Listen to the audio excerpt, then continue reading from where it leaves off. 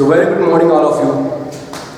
आज हम लोग जो कल छोड़े थे क्लास 10th का बाकी पहला जो चैप्टर था, कुछ आधे पढ़े थे और आधे छोड़ दिए थे, जो आज हम लोग उसको कवर करने वाले हैं।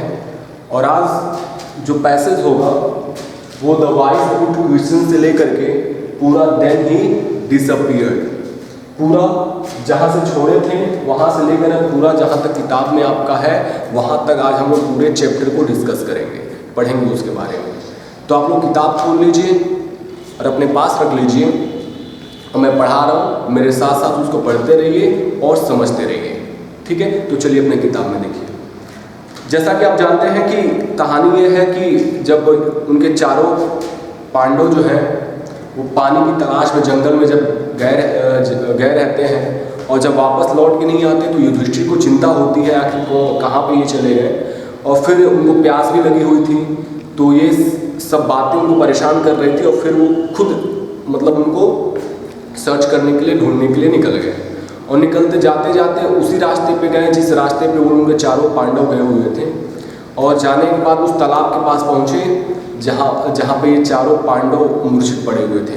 और जैसे ही उनके अपने भाइयों को उन्होंने देखा तो उनको बहुत ही ग्लानि हुआ, बहुत ही उनको दुख हुआ।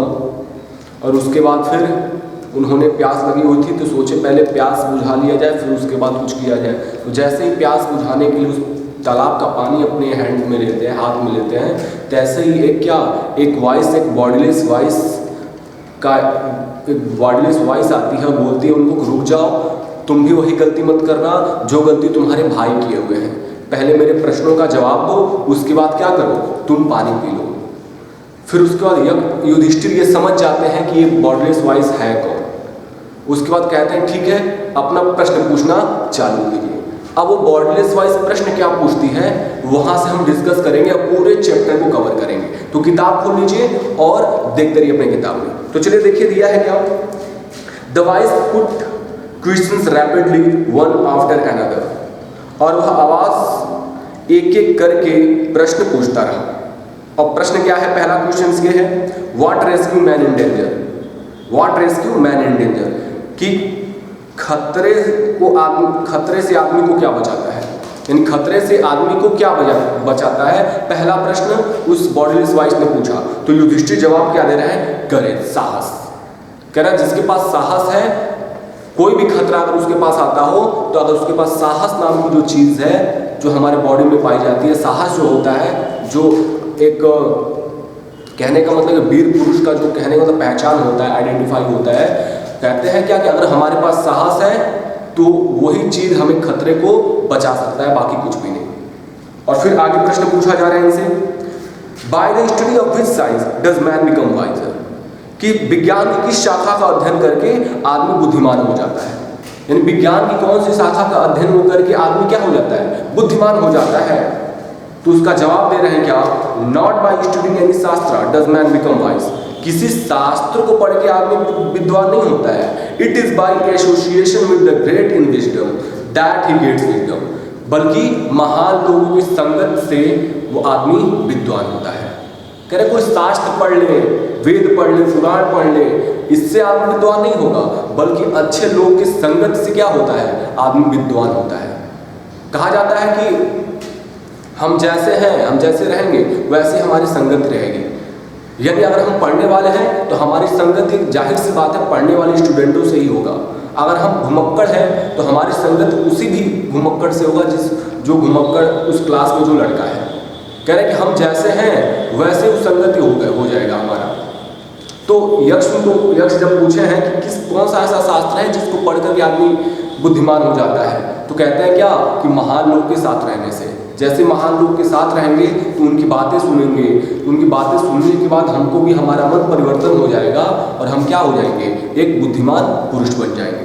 तो वही कह रहे हैं कि एक शास्त्र का अध्ययन करके आदमी बुद्धिमान बनता है, बुद्धिमान नहीं बनता है बल्कि अच्छे लोगों की संगत से आदमी बुद्धिमान बनता है।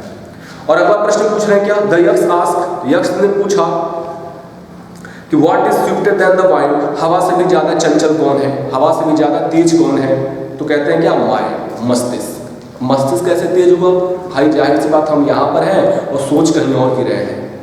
यहाँ पे है सोच रहे हैं अमेरिका के बारे में, तो हमारा मन कहाँ चला गया? अमेरिका चला गया। यानी कितना गतिमान है, यानी हवा भी उतना तेज अभी अमेरिका नहीं जा पाता होगा जितना तेज हमारा मस्तिष्क चलता है, दिमाग चलता है। तो वही उनको जवाब दे रहे हैं कि सबसे तेज जो है हवा नहीं, बल्कि हवा से सबसे जो तेज है वो है हमारा मस्तिष्क है।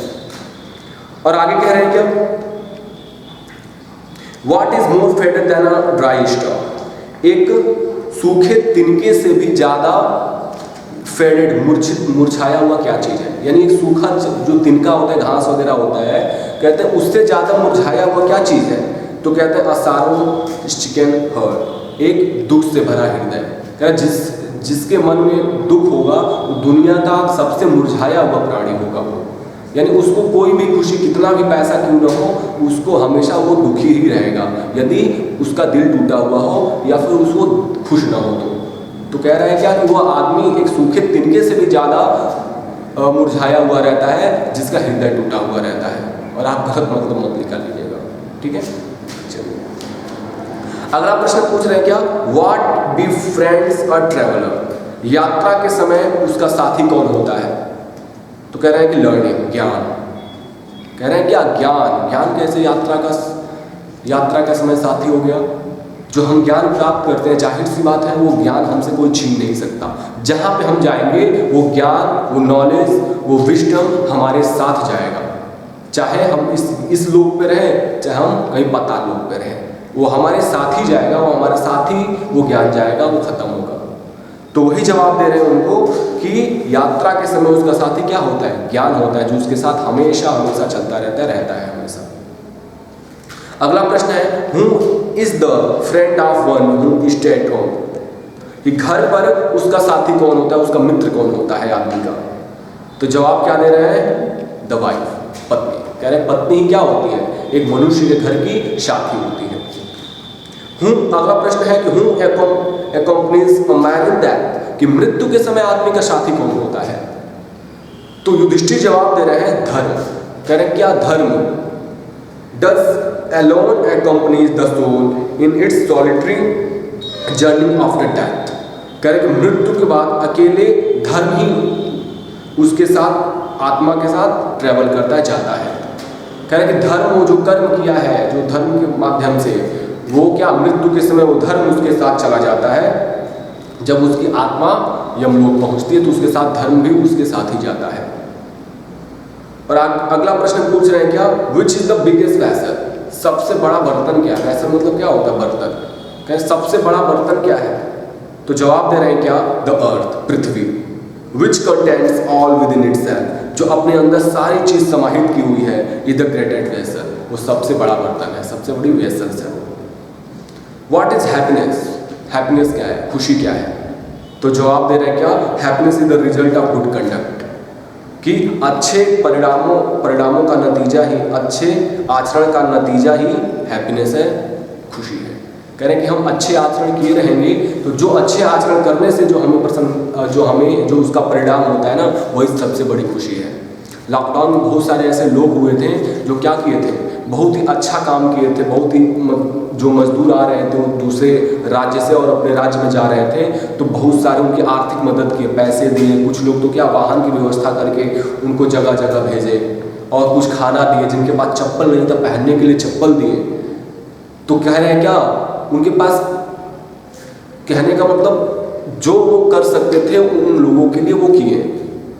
तो वही सबसे बड़ी हैप्पीनेस होती है। यानी हमारे अच्छे आचरण का जो परिणाम है ना, वही सबसे बड़ी खुशी होता है। जब महाराष्ट्र से एक सोनू सूद नाम का एक्टर जब पूरे देश भर में मजदूरों को वहाँ से लेकर के, महाराष्ट्र से लेकर के, हर जगह से लेकर के उनके घरों तक पहुँचा रहा था, तो उनकी माताओं ने उनको आशीर्वाद दिया कि बेटे गॉड ब्लेस यू, भगवान तुम्हारी भला करे। तो उसके अंदर से जो फीलिंग आया ना, जो अच्छे आचरण का जो परिणाम उसको मिला, उसके लिए सबसे बड़ी खुशी थी। उन्होंने खुद इस बात को रिवील किया था, बताया था। इसीलिए हमेशा आप याद कीजिएगा कि आप जो आचरण करते हैं और जो आचरण करने से जो आपको खुशी मिलती है, वो सबसे बड़ा खुशी होता है आपके लिए। तो इसलिए युधिष्ठिर भी जवाब दे रहे हैं उसे कि जो सबसे बड़ा जो खुशी है वो क्या है? हमारा अच्छे आचरण का जो परिणाम होता है। और आगे बोला जा रहा है, what is that by giving up which man becomes loved by all? क्या चीज को खो करके आदमी सबका प्रिय बन जाता है? यानी ऐसी क्या चीज आप उनके पास है कि आदमी खो दे तो सबका प्रिय बन जाएगा? तो जवाब दे रहे हैं क्या? प्राइड, घमंड। कह रहे घमंड, for if man give up being proud, यदि आदमी घमंड करना छोड़ दे, he will be loved by all, तब वो सबके द्वारा प्रेम किया जाएगा। कह रहे घमंड आदमी के ना, अगर वो छोड़ दे आदमी तो सबके द्वारा उसको, उस आदमी को प्रेम किया जाएगा। यानी घमंड क्या है? सबसे बड़ा उसका शत्रु होता है। यानी आदमी वो छोड़ दे तो सबका प्रिय बन जाएगा। What is loss by ill joy not sir? किस चीज की समाप्ति पर, क्या चीज खोने पर आदमी खुश होता है न कि दुखी? कह रहे क्या ऐसी चीज है जिसको खुशी होने, मतलब खोने पर आदमी खुश हो जाता है न कि दुखी होता है? तो जवाब दे रहे हैं क्या? एंगर, क्रोध। If we give up being angry, यदि हम क्रोध करना छोड़ दें, we will no longer be subjected to sorrow, तब हमें दुख करने की कोई जरूरत नहीं है। यानी फिर हमें दुखी रहने की कोई जरूरत नहीं है यदि हम क्या, एंगर, क्रोध को छोड़ दें। और याद रखिएगा, जब कभी भी आपको क्रोध आए तो एक बात याद रखिएगा स्वामी विवेकानंद का, कि क्रोध सदैव मूर्खता से शुरू होता है और पश्चाताप में खत्म। यानी उसका रिजल्ट, जो आखिरी कंक्लूजन है ना आपका क्रोध का, वो आपका पश्चाताप होगा, आपका इगोनी होगा आपका, और उससे लाश होने वाला है आपका। तो हमेशा एंगर करने से पहले बहुत ही शांत मन, अपने मन को शांत रखिएगा, वरना उसका परिणाम आपको ही भोगना पड़ेगा। इसीलिए कह रहे हैं कि आदमी गुस्से को अगर त्याग कर देता है तो उसको दुखी होने की जरूरत नहीं है।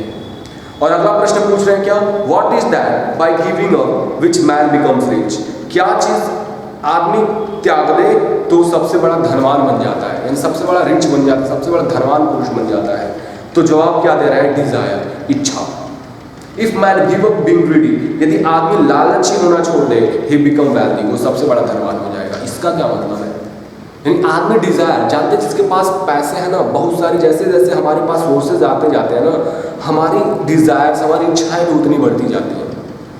यानी कोई दुनिया का सबसे बड़ा आदमी, सबसे ज़्यादा अमीर आदमी, जेफ बेजोस, जिसके पास $1 ट्रिलियन है, बहुत सारा पैसा है, उसको भी इच्छाएं हैं, बहुत सारी इच्छाएं हैं, वो कभी पूरा नहीं होगा। उसके पास जैसे ही सोर्स आते रहेंगे पैसा का, उसकी इच्छाएं बढ़ती रहेंगी।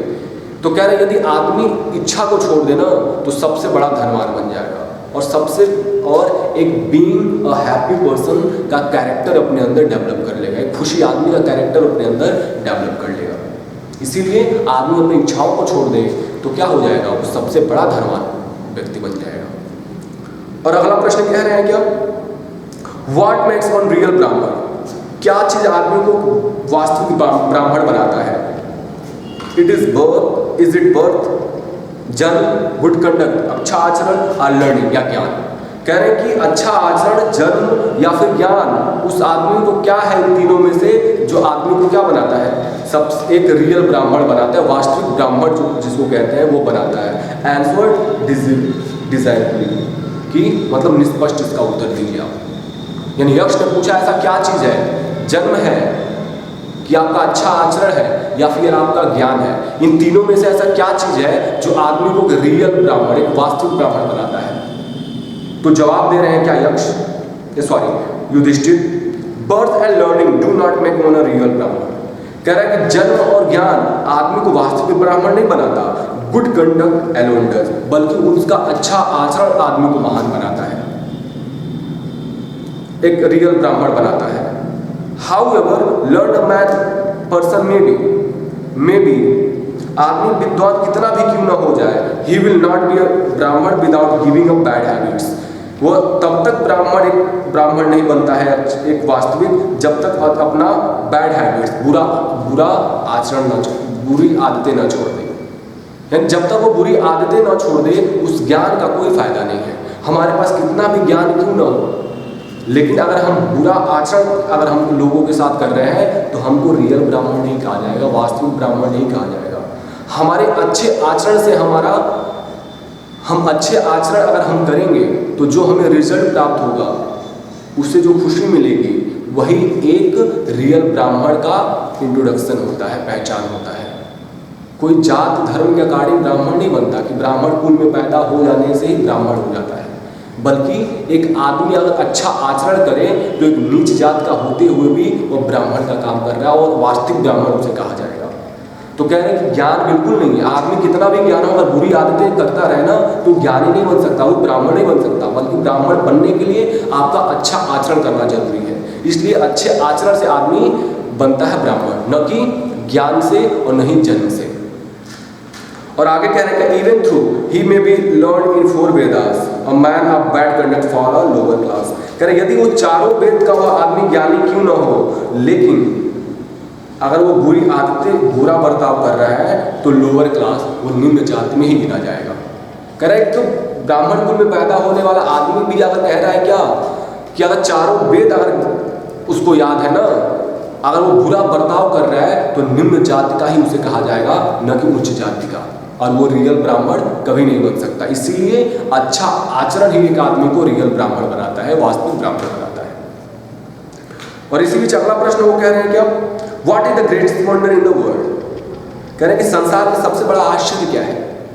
तो जवाब दे रहे हैं कि एवरी डे, प्रत्येक दिन, man see culture departs to the Yama kingdom, कि मनुष्य जो है यमा के दरबार में जाता रहता है, अर्थात मृत्यु का जाता रहता है। यानी प्रत्येक दिन कोई ना कोई आदमी मृत्यु को प्राप्त होता रहता है, यम के साथ उसके राज्य में जाता रहता है, मृत्यु के पास जाता रहता है। And at those who remains want to live forever, लेकिन फिर भी वो अनंत काल तक जीने की इच्छा रखता है। कहते हैं आदमी देखता है, हमेशा देखता रहता है कोई ना कोई मर करके यमा के राज्य में जाता रहता है, यानी अर्थात यमलोक जाता रहता है, लेकिन फिर भी आदमी को क्या, आदमी को अनंत काल तक जीने की इच्छा रहता है। कितनी हिपोक्रेटिकली बात है ये कि आदमी जीवन को आश्चर्य है कि आदमी जीवन, प्लूटो ने कहा था कि आश्चर्य है कि आदमी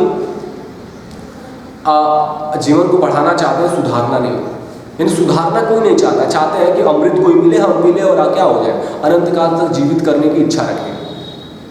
बल्कि यही सबसे बड़ी आश्चर्य है कि आदमी जीना चाहता है, अनंत काल तक जीना चाहता है, यदि उसको पता है कि one day that's comes to all and no one can escape the cruel hand of death. और आगे बोल रहे हैं क्या, at those who remains want to live forever and this truly is the greatest wonder. और यही सबसे बड़ी वास्तविक क्या है, आश्चर्य है। यही सबसे बड़ा आश्चर्य है कि लोग क्या हो मरते जा रहे हैं, लेकिन लोग अनंत काल तक जीने की इच्छा रखते हैं। यही सबसे बड़ा आश्चर्य है। और आगे कह रहे हैं क्या, दस इस प्रकार द यक्ष पुट्स मैनी क्वेश्चंस, यक्ष ने कई प्रश्न पूछे, and Yudhishthira answered them all, और युधिष्ठिर ने उन सबका जवाब दिया। इन द एंड ऑफ, अंत में द यक्ष आस्क्ड, यक्ष ने पूछा, ओ किंग, हे राजा, one of your dead brothers can now be revive, कि एक भाइयों में से मैं एक को क्या कर सकता हूँ, रिवाइव कर सकता हूँ, पुनर्जीवित कर सकता हूँ। And whom do you want to come back to life, आप किसे वापस जीवित देखना चाहते हैं, यानी किसे आप वापस जीवित देखना चाहते हैं। तो it took Yudhishthira a moment to thinks, यह सोचने के लिए युधिष्ठिर को थोड़ा क्षण भर का समय लगा। एंड देन ही विश्ड, और तब वह अपना विश किए, तब वह अपना इच्छा जाहिर किए, that the cloud complex net and lotus eye, वह नीले लोटस आई, एक कमल जैसी आंखों वाला, ब्रॉड चेस्ट, चौड़ी छाती वाला, अलॉन्ग आर्म नकुल, जिसकी लंबी भुजाएं हैं, नकुल, मैं चाहता हूँ वो नकुल जितना हो। कह रहा है कि जिनकी आंखें क्या है, कमल के समान है, जिसका छाती बहुत ही चौड़ा है, और जो लंबे हाथ वाला है, वो नकुल को मैं चाहता हूँ क्या हो जाए, वो जीवित हो जाए। Lain like a fallen ebony tree, जो एक इबोनी ट्री, इबोनी पेड़ का नाम है, जो एक इबोनी पेड़ के जैसे क्या हुआ, पड़ा हुआ है, माइटराइज, मैं चाहता हूँ वो क्या हो जाए, पुनर्जीवित हो जाए, जीवित हो जाए। द यक्ष वाज प्लीज्ड एट दिस, यक्ष इसलिए बहुत ही ज्यादा खुश हुए। एंड आस्क्ड युधिष्ठिर, और युधिष्ठिर से पूछे, why do you choose Nakul in preference to Bhima, तुम भीमा की जगह नकुल को क्यों चूज कर रहे हो, क्यों सिलेक्शन कर रहे हो, क्यों चुनना चाहते हो नकुल को भीम की जगह। Who had the 16 of 16,000 elephant, जिस भीम के पास 16,000 हाथियों का बल है, कह रहे उसको क्यों नहीं जीवित करना चाहते हो, भीम को, नकुल को क्यों चाहते हो जीवित करना। और भीम के पास तो 16,000 हाथियों का बल है। आई हैव हर्ड, मैंने सुना है, that Bhima is the most dear to you, कि भीमा आपको सबसे ज्यादा प्रिय है। एंड व्हाई नॉट अर्जुन, और अर्जुन को क्यों नहीं? whose strength arms is your protection, जिसकी बाहें तुम्हारी सुरक्षा के लिए हमेशा तैयार रहती हो। टेल मी व्हाई, मुझे बताओ क्यों। यू चूज नकुल, आप तुमने नकुल को चुनाव किया, rather than either of these two, इन दोनों के बजाय। कह रहे इन दोनों के बजाय, अर्जुन और भीम के बजाय तुमने नकुल का चुनाव क्यों किया? तो इस पे जवाब दे रहे हैं युधिष्ठिर रिप्लाई, युधिष्ठिर जवाब दे रहे हैं, ओ यक्ष ओ यक्ष, धर्म is only shield of man, not Bhim and Arjun. कह रहा है कि धर्म ही सबसे बड़ा इंसान का सुरक्षा कवच होता है, न कि भीम और Arjun.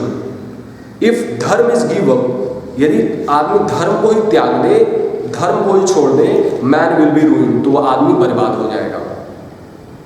And Kunti and Madri were the two wives of my father, मेरे पिता के दो पत्नियां कुंती और माद्री थे। आई एम अलाइव, मैं जीवित हूँ, अ सन ऑफ कुंती, जो कुंती का एक पुत्र है। यानी जो युधिष्ठिर मैं हूँ, युधिष्ठिर जो है कुंती का पुत्र हूँ, मैं जीवित हूँ। And she is not completely revive, और वो पूरी तरह से वो बिराइव नहीं होंगे। पूरी तरह से कहने का मतलब उनके साथ अन्याय नहीं होगा, पूरी तरह से वो कहने का मतलब उनको अन्याय नहीं होगा उनके साथ, क्योंकि मैं तो युधिष्ठिर क्या हूँ, अभी जिंदा हूँ। In order that the scale of justice, और न्याय का तराजू यह कहता है, may be even I ask the Madri son Nakul में रिवाइव, कि माद्री का जो पुत्र है नकुल, वो क्या हो जाए, जीवित हो जाए। क्यों? क्योंकि एक लड़का कुंती का पुत्र मैं हूँ जो जीवित हूँ, और न्याय का तराजू ये कहता है कि अगर न्याय के दोनों तराजू का पलड़ा अगर बराबर रखना चाहते हैं, तो कुंती का पुत्र तो जीवित है, साथ ही साथ एक माद्री का पुत्र भी जीवित हो जाए। इसलिए मैंने क्या किया, नकुल का चुनाव किया, न कि भीम और अर्जुन का। एंड द यक्ष वाज प्लीज्ड विद युधिष्ठिर इम्पार्टिएटली, और इससे युधिष्ठिर की इस निष्पक्षता से बहुत ही खुश हुए यक्ष। And granted that all his brother would come back to life, और उनके सारे भाइयों को दोबारा क्या कर दिए, जीवित कर दिए। इट वॉज यमा द लॉर्ड ऑफ डेथ, यह कोई और नहीं था बल्कि यमा थे, मृत्यु के देवता। Who had taken the form of यक्ष, जो यक्ष का रूप धारण करके आए थे। सो दैट, ताकि he might see Yudhishthira and test him, ताकि वो युधिष्ठिर का टेस्ट ले सके, परीक्षा ले सके। एंड ही इम्प्रेस्ड युधिष्ठिरा, और वो युधिष्ठिरा को गले लगाए। एंड ब्लेस्ड हिम, और आशीर्वाद दिए। देन ही डिसअपीयर्ड, और फिर वो क्या हो गए, गायब हो गए। ठीक है, तो ये था आज की क्लास। और आज की क्लास में हम लोगों ने पहला जो चैप्टर है द इंचेंटेड पूल को पूरी तरह से कवर कर लिया, पढ़ लिया। अगली जो क्लास होगी आपकी, या तो सेकंड चैप्टर को पढ़ाया जाएगा, या तो पहले चैप्टर से रिलेटेड जो कंप्रिहेंशन है उसको बताया जाएगा। तब तक के लिए आप लोग अपने घरों में रहिएगा, सुरक्षित रहिएगा, और जब जरूरत पड़े तभी घर से बाहर निकलिएगा। Thank you so much.